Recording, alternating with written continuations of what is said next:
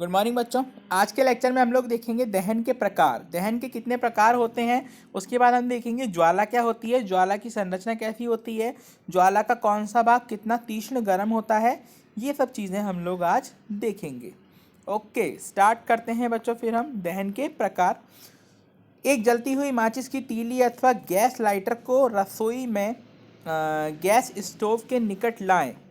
Gas stove की घुंडी घुमाकर गैस चालू कर दीजिए। आप क्या देखते हैं, हम पाते हैं कि गैस तेजी से जलने लगती है तथा ऊष्मा से प्रकाश उत्पन्न होता है। इस प्रकार का दहन तीव्र दहन कहलाता है।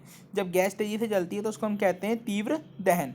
फास्फोरस जैसे कुछ पदार्थ जो कि कमरे के ताप पर वायु में जल उठते हैं, इस प्रकार का दहन जिसमें पदार्थ बिना किसी प्रत्यक्ष कारण के अचानक लपटों के साथ जल उठता है, उसे स्वतः दहन कहते हैं। ठीक है, तो हमने देखा तीव्र दहन, स्वतः दहन। हम त्योहारों पर अक्सर आतिशबाजी करते हैं। जब हम पटाखे जलाते हैं तो एक आकस्मिक अभिक्रिया होने से ऊष्मा, प्रकाश और ध्वनि पैदा होती है। अभिक्रिया में बिना गैस मात्रा में निकलती है बनी गैस बड़ी मात्रा में निकलती है। इस प्रकार की अभिक्रिया विस्फोट कहलाती है। पटाखों पर दाब डलने पर विस्फोट हो सकता है। ज्वाला, एलपीजी ज्वाला का प्रेक्षण करिए। क्या आप ज्वाला का रंग बता सकते हैं? एक मोमबत्ती की ज्वाला का रंग कैसा होता है? जब हम मोमबत्ती जलाते हैं बच्चों तो उसका कलर येलो होता है, पीला, है ना।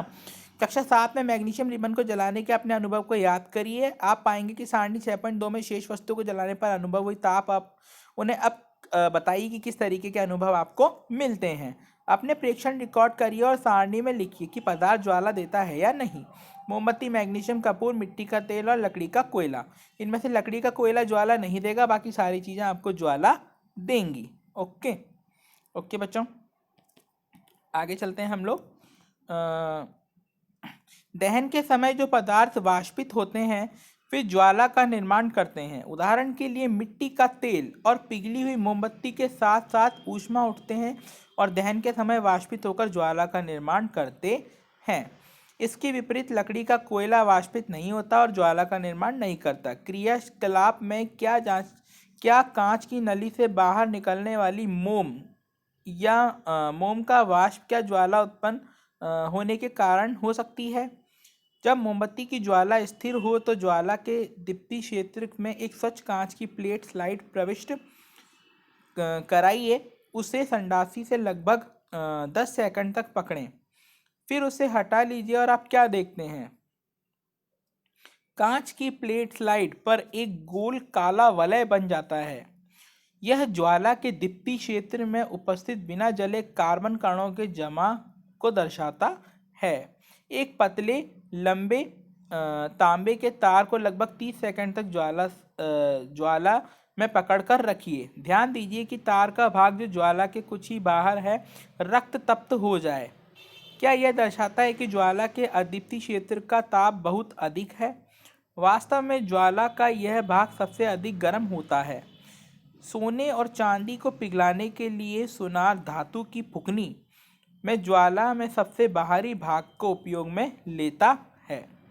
सबसे गर्म भाग, कम गर्म भाग, सबसे कम गर्म भाग और पूर्ण दहन का बाह्य क्षेत्र, आंशिक दहन का मध्य भाग और बिना जली हुई मोमबत्ती का हिस्सा और ज्वलनशील मोमबत्ती का हिस्सा। ओके बच्चों, आगे देखो।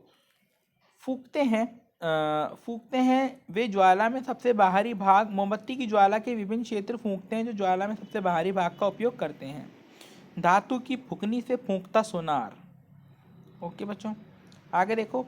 ईंधन क्या है? आगे आता है हमारा ईंधन। ईंधन कोई भी वो चीज़ हो सकती है जो कि जलकर हमें ऊष्मा और ऊर्जा प्रदान करती है, उसको हम ईंधन कहते हैं। ओके, यदि किराए की घरेलू और औद्योगिक उपयोगों से संबंधित ऊष्मा ऊर्जा के प्रमुख स्रोतों लकड़ी, काष्ठ, कोयला, पेट्रोलियम, मिट्टी का तेल आदि की बात की जाए तो ये पदार्थ ईंधन कहलाते हैं।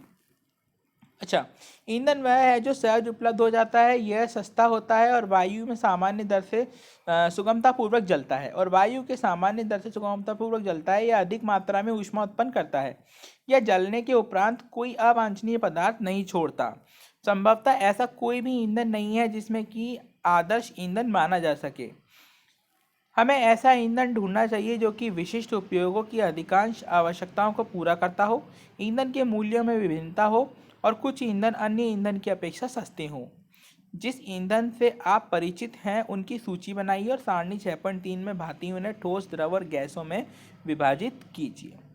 ओके बच्चों, आज के लिए इतना ही पढ़ेंगे। नेक्स्ट लेक्चर में हम लोग देखेंगे ईंधन की दक्षता क्या होती है, ईंधन से दहन के हानिकारक उत्पन्न पदार्थ क्या होते हैं, किस तरीके से इनका हमारे पर्यावरण पर प्रभाव पड़ता है, और उसके बाद ये चैप्टर आपका कंप्लीट हो जाएगा। Thank you.